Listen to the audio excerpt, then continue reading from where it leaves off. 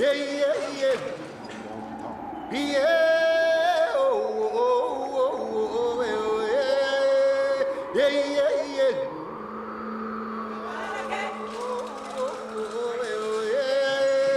Yeah, yeah, yeah. Yeah, oh, oh, oh, oh, yeah, yeah. My film Quartier Mozart, and actually it was a film that had already won this prize at Cannes called African Création. Obviously, I was very new to the whole film thing. It was my first FESPACO. It was nice to be in Africa, to be honest. A lot of hope, a lot of energy to see all the people like Ousmane Sembène. We studied his books when I was in high school in Cameroon. I had also the feeling to belong to this kind of Pan-African illusion, utopia, let's say. And it was a lot of filmmakers from all over the continent. I didn't have the opportunity to meet that many people from the other African countries. So it was quite a nice experience. It was a little bit disappointing for the standard because I had a very high expectation on African Africans. And I got a sound prize. And I was shocked because I remember that the sound was not very good in the theaters. So I was wondering how they were able to figure out that my sound was the best. Anyway, but I was glad to be, at least to get that award and then to be among the filmmakers who came to the stadium for the final ceremony, who shook the president's hand and all the stuff. So, yeah. I am part of this generation that was not really, let's say, born-free generation in terms of colonialism. Huh? And at the same time, I was quite, I believe that Africa would be that continent, successful continent. I thought Cameroon would be a normal country, let's say, rich and everything. I didn't have any doubt about something like that happening. And also, we studied like all this history of decolonization and African being together in Kwame Nkrumah and all this stuff. So it was quite natural, we were optimistic, because we didn't really live all the negative side. It was kind of me. I grew up in a very enthusiastic environment. Everything was positive. My parents used to have parties. It was just a nice time, I think, for them celebrating independence, And between theory and practice, and it became really, for me, coming here was like, now all the stuff I heard in the media or reading in books was becoming real. I was sitting next to a filmmaker from Burkina, the country of Thomas Sankara, and you had a Nigerian, you had everybody was here. So I thought it's going to happen. I mean, that we're on track, going somewhere. But then, then down the road, it became another story, let's say that. When you come back a second time, you come back a third time, you come back a fourth time, and you really feel that, come on, this should have been fixed, the last time, It's like you don't really feel, I don't want to say that things have to really be successful, but you feel like very little details that could be fixed are not being fixed. And just very simple things. Every time you arrive, you have always the same problems, the same organization problems, and you feel like this is not the standard for Africa. I'm sorry, this is not, people tend to think it's normal, it's Africa anyway. And you feel like, I know all these people, and they're great people, they're working hard, and then you don't understand why, when it comes to organize this thing, every second year is the same, every 2 years the same thing. So it's just something I started saying, it's being complacent. So I started being critical because I felt that we have to be a little bit hard on ourselves, because I know these people. Some live in Paris, and when they do something in Paris, it works. When they come here, do the same thing, it doesn't work anymore. So I was just feeling like we shouldn't accept that,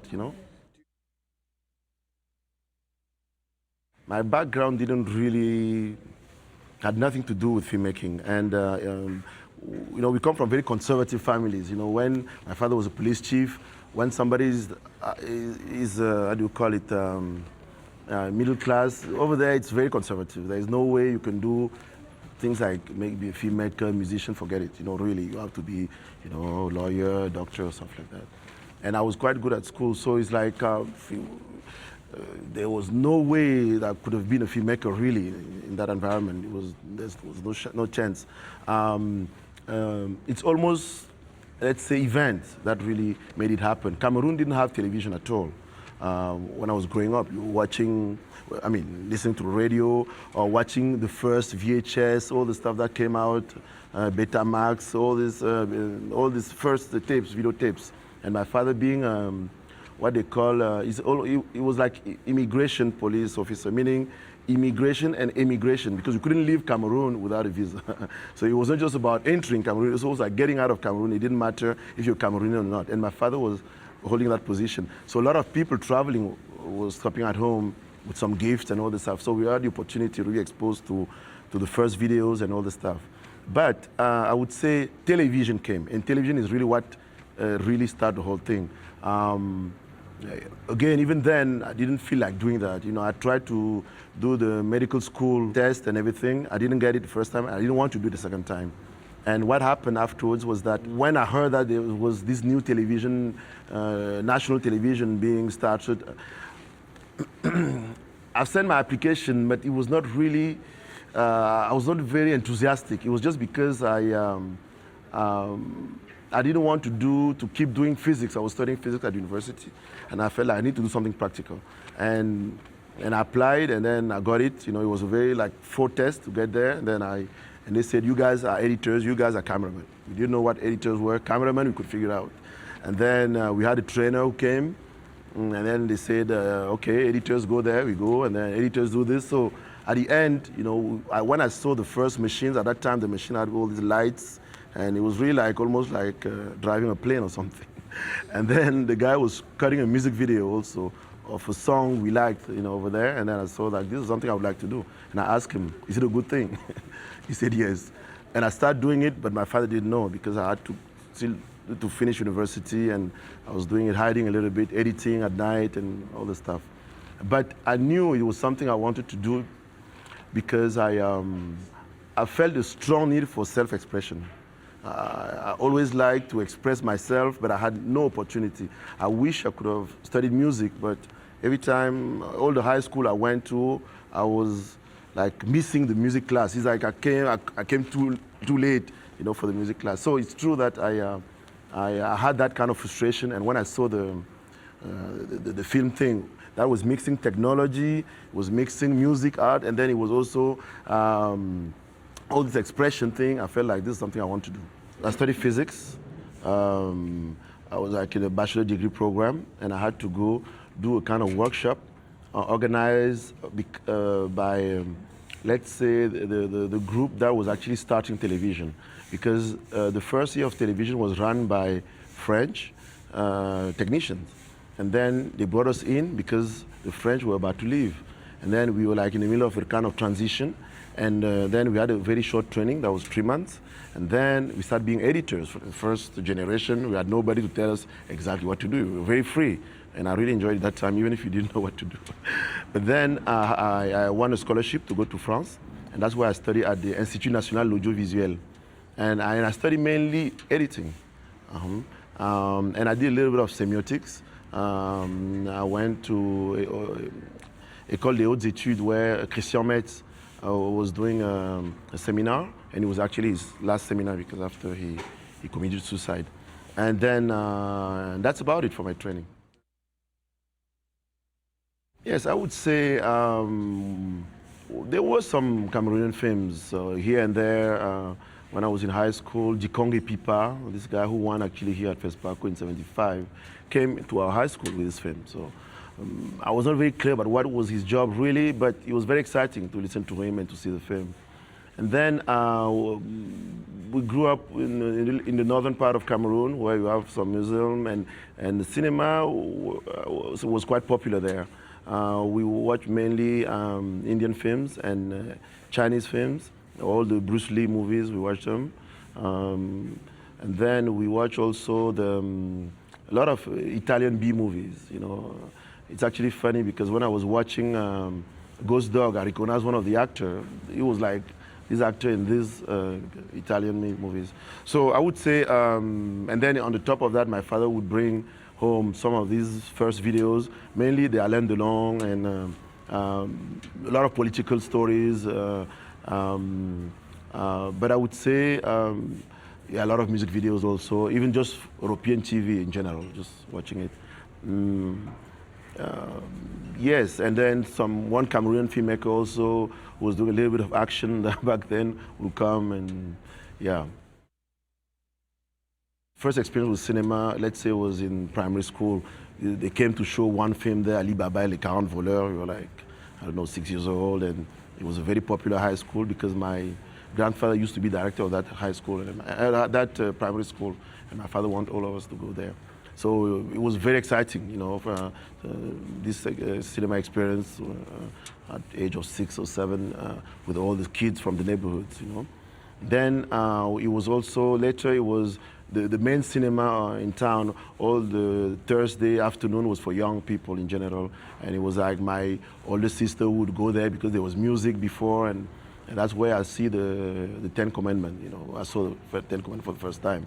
Obviously, it was huge. I mean, the size was quite impressive, and the kind of story from we don't even know where, almost like from the Bible or something. So it was true that definitely it made a strong impression. But I would say nothing really about myself, you know, in terms of being involved at all, you know. And then also now living in the northern part of Cameroon where there was not much to do, you know, as entertainment. It was a small town. So cinema became really like something we had to do almost every weekend. And again, you know, at that age when you see a Kung Fu film, you feel like fighting. I mean, you feel like you're strong. So, but then, you know, I would say the real feel, I mean, when I really felt, even when I was an editor, I didn't feel like making films, to be honest.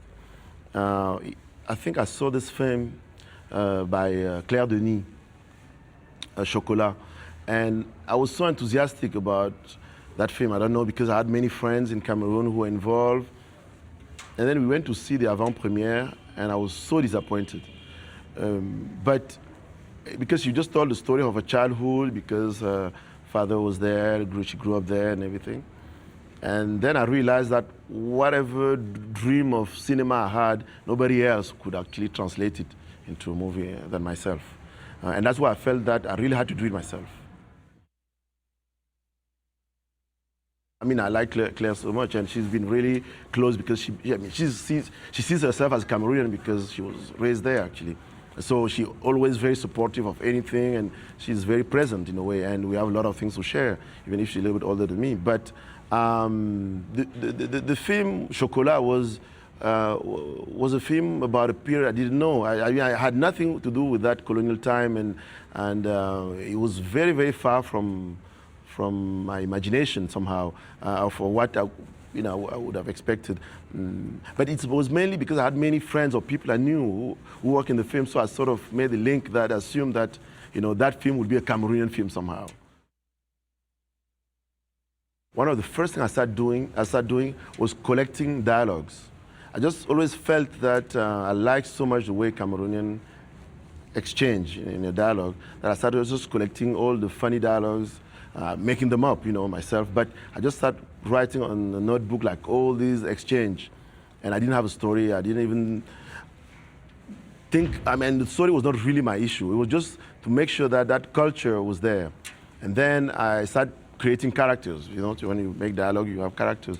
So I started creating characters, and the story came at the end. And I just decided I'm going to make kind of portrait of a popular neighborhood. I put a little bit of my family story. My father, policeman, polygamist. I started putting all these little things, you know, and because I was not really a good storyteller then, but I want to use editing because I was quite confident in editing, and I said I would make a neighborhood with a lot of people, and then if one of the story doesn't work, I'll always match with another person, and then I'll make sure that at least the story works. So that was actually how Quartier Mozart, my first film, was actually built.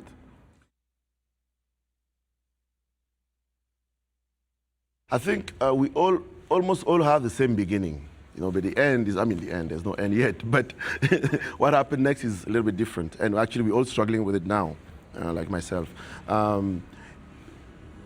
It's very clear that a lot of people would like to, a lot of filmmakers would like to stretch out the identity, like we exist. It's not even about identity per se, it's just to say we exist. Obviously, we talk a lot about all these films where, like Out of Africa, where Africans are just like part of the setting.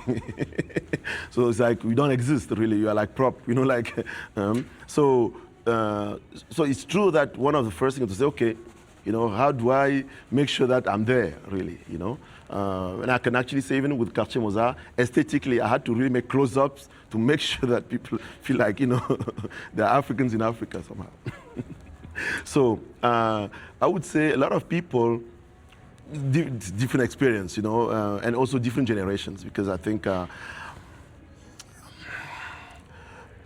okay, maybe it's not very good to say this, but the idea is that a lot of the first filmmakers, not all of them, but a lot of them went into film because they couldn't do much in that context. As I said, this society was quite conservative. If you are good, you are smart, you'll never be a filmmaker. There's so much more, much better career to do than be a filmmaker. Maybe like musicians, like artists in general. So the first who became filmmakers in Africa were like people carrying bags for a lot of crew coming to shoot. And then it shifted to the public servant. Those who started running the cinema office became filmmakers, like Basek in Cameroon or Gaston here, And then only after you start having, those who could have done anything else, who actually start making films, and I'm part of that generation. And that's why I'm saying it's always a tough choice, because you have people like Balofu, who was raised in Belgium, he's from Congo, DRC. He went quite young to the US, and so I would say he could have been anything, really.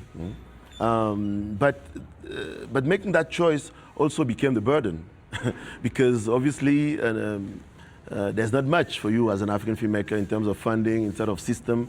You have almost no country to host you totally, and a lot of people start sticking around France because they had little bits of money at least, And then it's true, it created this whole solidarity that led into creating the guild. Because those who were outside start being excluded by those who stayed on the continent. Even in terms of the funders, they would say they are not real Africans. And then obviously at some point there was an attempt to cut the fundings to those who were like in France saying they're already French. So why would they come and apply to our fundings? So it was a real battle of that generation to say, no, we are Africans. It's not because we have to live here for such and such reason that you have to cut us off from being Africans. Obviously, very few local governments are financing films. So far we have three main funders: EU, Francophonie, Organisation Internationale Intergouvernementale de la Francophonie, and then the French Ministry of Foreign Affairs, for quite a long time. And then now you have little ones like World Cinema Fund in Germany, and then, but the main ones have been these three. So competition. At some point, when they put somebody on the board, from the continent, and he says, these are not Africans, and then we start saying, no, how could we be excluded? So where do we go? We know that to have funding from the French system, the ratio is very, very low. Some get it. I got it twice, but I'm just saying, getting avant sur recette is very challenging. So that's where a group of filmmakers got organized and said, we are going to create a kind of organization, and we'll make sure that at least we will fight for our interests as being from the diaspora. but not the diaspora like US or Jamaica or whatever, but the diaspora of those who just don't live on a daily basis on the continent.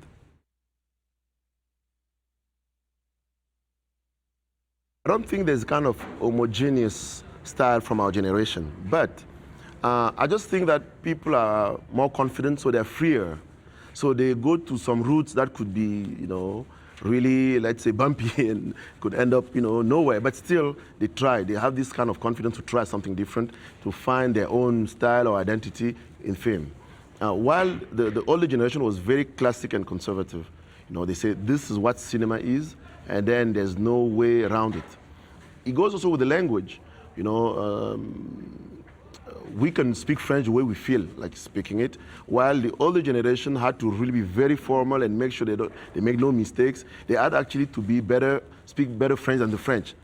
But we feel like we don't care, really. So you could feel that in the film style. What I could also say, you had all kind of interest. It's true, some were more attracted to the French auteur, some to the Americans, some to Asians. But I would say what was a unifying factor, and that was even the link with the older generation, not the second one, let's say. I feel like the third generation is closer to the first one in the kind of political, kind of militant more. I feel like the third generation is more political than the second somehow. Actually, you can see, I go back to people like François Oukouache, Balofou. I have no doubt in terms of they actually sometimes too political, like the Ousmane Sembène at some point, but in the middle, it's different, It's very different, like Idrissa Ouedraogo is less political, Gaston. So it's very different. Maybe it's the time, I don't know. My sense is that our generation would like to be equal, let's say, to the West. There is no doubt, and they feel it's something very natural, and it's unfair that it's not happening, and this is something to really address and to make sure that because we went to the same schools, we did the same things. It's like, why all of a sudden when we become filmmakers, we become this African filmmaker?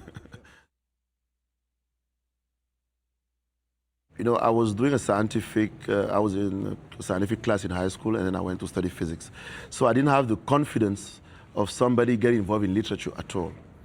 And with music, I never met music in my life, really like to be able to practice it. But when I saw the picture, I saw it embedded with technology, And I don't think I ever dreamed about being a photographer. Actually, I remember even a friend said, "Are you going to be a photographer?"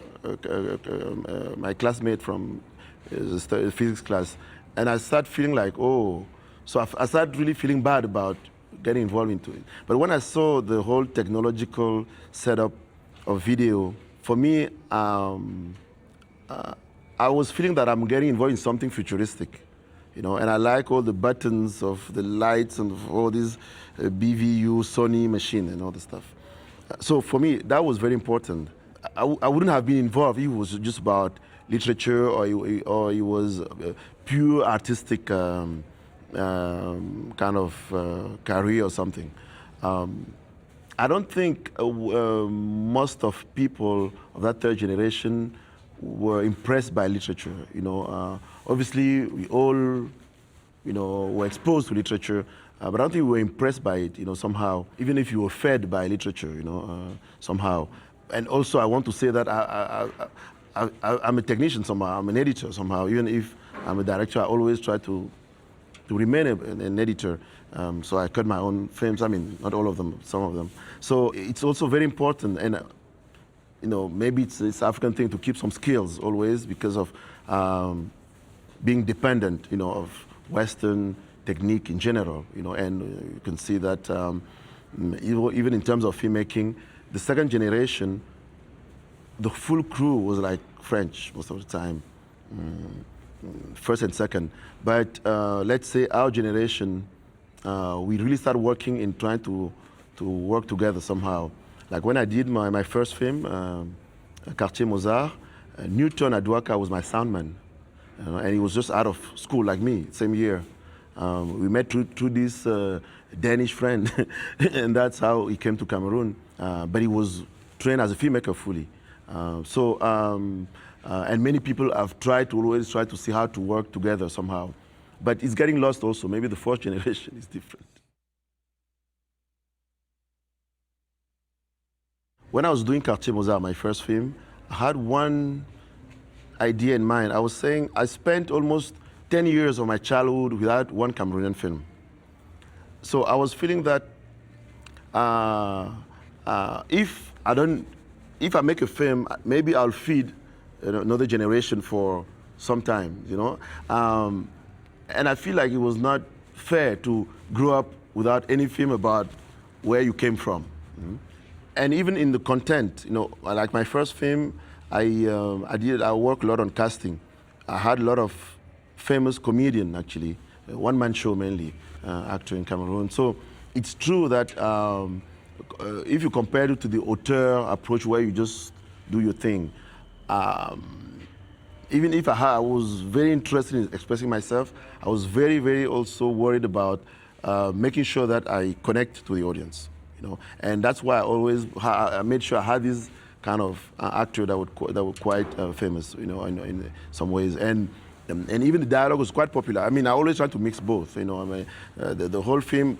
Let's say I always have I try a form, but I always make sure also that I'm working on a popular theme or with something really for the masses. But then you discover other things down the line. Because then releasing the film in Cameroon it was a challenge because the distributor in Cameroon had like tons of Hollywood films and he couldn't even use all of them in the whole year. And he was like, with me, he had to share the profits, I mean the money, while he had already all these films with big stars, he couldn't even release. And then you start understanding that the distribution thing, even if it's from Hollywood, it's affecting you at local level. Somehow.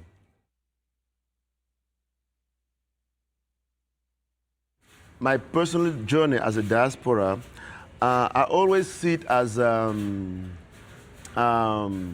was not planned, you know, really. It's because I came to study with the idea of going back home, and then I was supposed to go back, either work for television or make films, you know. I made films, but then I can't make another one from Cameroon. But I don't even have a clear plan of my life in that sense. If tomorrow there are all this money to make films in Cameroon, for sure I'm there next day. So I'm just saying, we also struggling with the system of the country we came from, and without giving up, because it's like, okay, I could have said, now, forget about Cameroon, I'm a French filmmaker, I just make these French films, you know, at least trying to. But we're still sticking with that dream with all the price to pay, you know. The Eto project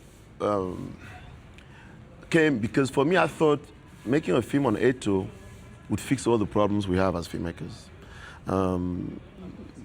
I always think that Africa needs just one film, you know, and then the whole thing will fall into place. You know, that's my idea. It's not the amount of film, it's just one film.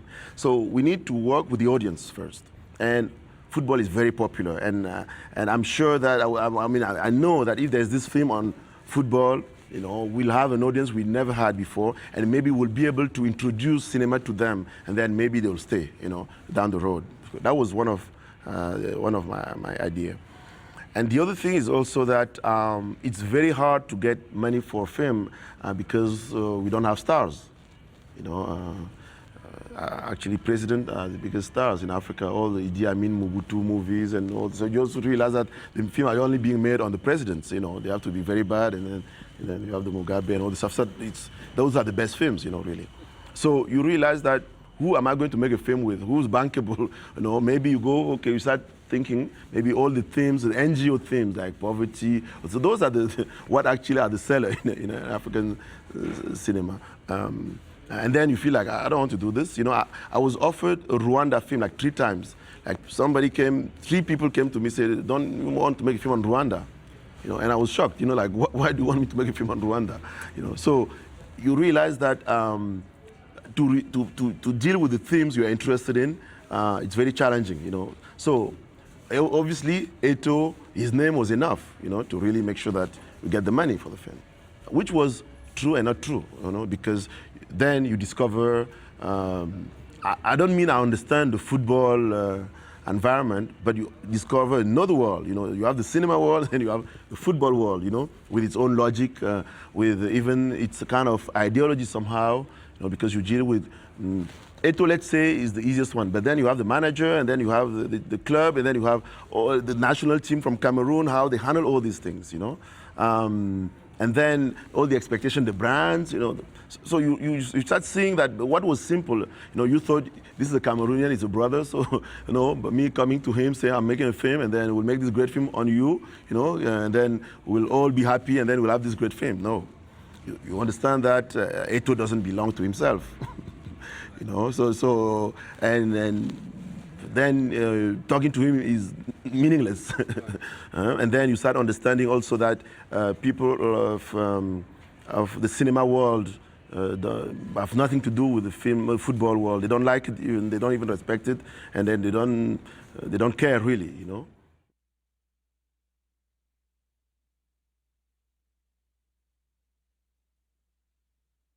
Definitely. I mean, I would say that's what actually that's my personal agenda in that sense, because, and still a lot of filmmakers, even of our generation, are forced to make films on NGO themes. You know, even if Newton, he made this film on children soldiers, and you have Bamako, it's on the debt, you know, debt relief, and then you had this Chad. I mean, it's like it's very clear war, and so far for me, it's really something I'm against personally, because I think then there's really no kind of, you don't have a choice in terms of the subject you're dealing with, even if you can make them in a way that really doesn't fall into the vision, you know, all these NGOs are expecting. But I just believe that culturally, Africa has so much potential. You know, it doesn't matter which direction you go. Fantasy, whatever. I just feel like the culture is so vivid, there's so much that getting into this NGO is very limiting in the whole craziness, the spectrum of the craziness of the continent, which is creativity and all that. So I feel like it's actually playing against, you know, that whole potential or that creativity, to really limit it to the problems. And even when we're dealing with the problems, I think I prefer maybe to be straightforward political, actually, than trying to make this kind of social subject, you know.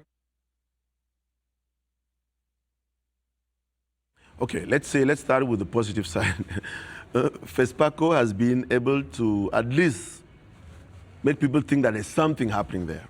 You know, people always ask you, when they're very polite, you know, so you're a filmmaker, you're making short films, documentary, African films, or real films?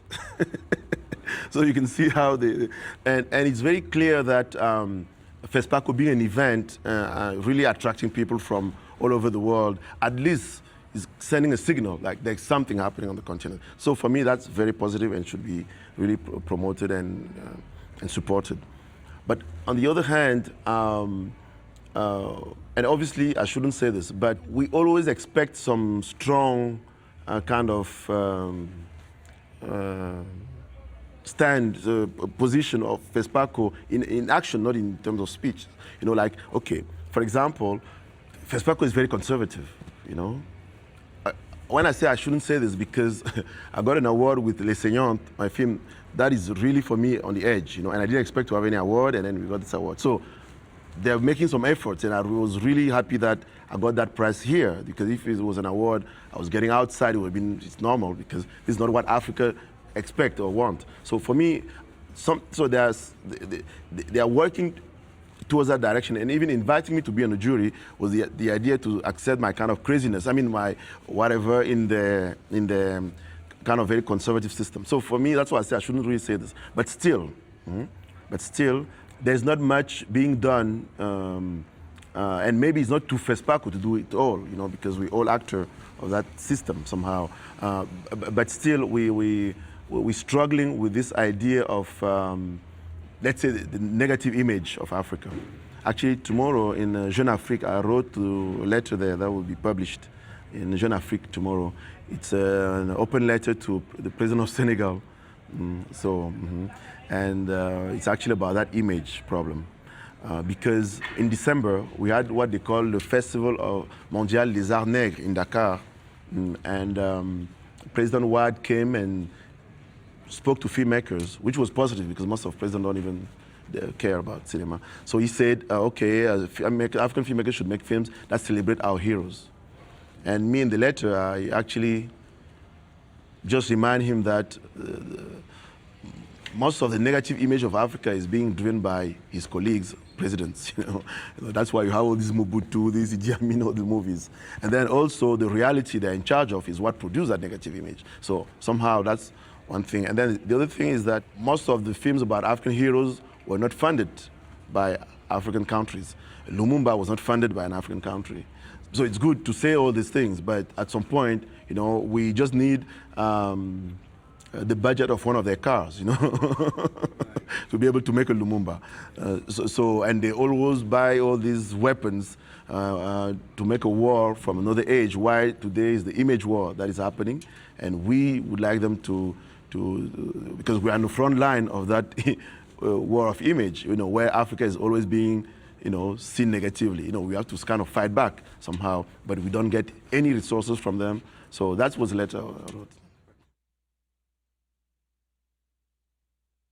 What I really feel right now is that people are working very hard, to really get African cinema to exist, to make African cinema exist.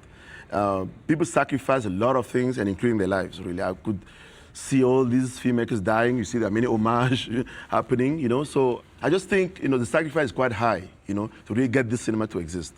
The biggest frustration is mainly the African governments, really. And I really think, and that's my personal position, it's really important for us to be more aggressive, towards those governments, really. Because it's their responsibility, to really give a cinema to the people somehow. Now, if they feel like cinema is not important, how can they define something people want, for example? Who are they to define beyond people's will what people really want? So we have all these agendas that are being defined outside of the continent. They implement them just because they want to be able to stay there for 40 years, or 50 years when they can. So at the end of the day, let's say it's people's ability to project themselves that is being completely undermined and that is being suppressed. And you feel it. People don't dream. They don't expect something is possible. They dream about the other or somewhere else, not about them somehow. And cinema is about identification and identification with some heroes. Some people just can do something you can't do by yourself. So, so I would say that that frustration against our governments is really, really big. And I think it's something to really change. Obviously, I know what a lot of filmmakers, how they feel about it. But everybody's so busy, really trying to get his film made. I met this filmmaker from Cameroon, Jikonge Pipa, I told you about, and he told me I'm too old now to accept so much rejection. And I think he's one of the best filmmakers, I ever met. He was able, I saw again one of his films called Badiaga. He shot it on 35 himself, handheld. He put all his money in this film, and the film didn't make any money, and he's been broke since. And he just told me, if you manage to find money for me, I'll do it again. But even in Cameroon, they forgot about him somehow. He's a little bit sick. He's born in 38, so it's like, and I feel very bad about all this money being spent, all these cars going up and down, all these things I see, really our government spending on. And I feel like the fact that the human talent is not acknowledged, for me, is a big problem. And because everything is human, everything we have was made by human. I mean, God made some of it. But I'm just saying, at least all these systems, all this stuff we enjoy are made by humans. So the talent is really, for me, at the very heart of everything, including development or whatever, And today I feel that human talent is really, really looked down on. When you are a filmmaker or an artist or somebody inventing something, you really, really are outcast. It's very simple. Or you have to leave the country. obviously a continent where everybody will be out, like us, will be if the best are out, it's like it will be a continent of mediocre, like mediocrity, somehow. So I just think that this is something people have been accepting all this time, and I just think, after 50 years and all this time, everything we see now, I just feel like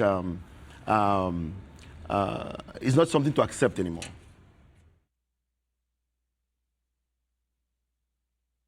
No, yeah, I think actually there are some good stories for sure. Burkina has always been, despite all our complaints, Burkina has been at one of the leader of that. You can meet the president if you're a filmmaker here. It doesn't matter if you're from here. You can talk to him about your problem. He can try to solve it. For me, this is already something. I don't have in Cameroon, for example. Like recently, this filmmaker from Chad was able to actually get the oil money from the president to renew cinema, and also to tax the telephone companies, maybe to fund films. I mean, those are good news. And in Senegal, actually, President Wade also came to meet filmmakers and promised this Pan-African Center for cinema, and some people are working on it. Okay, those are good news, So I'm just thinking, you have 53 countries, 54 now, with South Sudan, in Africa. We need more of these good news. Obviously, cinema is not an individual project. It's about the image of Africa. We see all these Africans being mercenary for Gaddafi in Libya. Obviously, everybody's affected about the image of Africa there. So that image of Africa is hurting the image of Africa. So there are many cases like this. So you can't say because I am in Gabon and because I'm here and there, I'm not part of this thing. So somehow we need a collective kind of energy and to really make sure that it changes,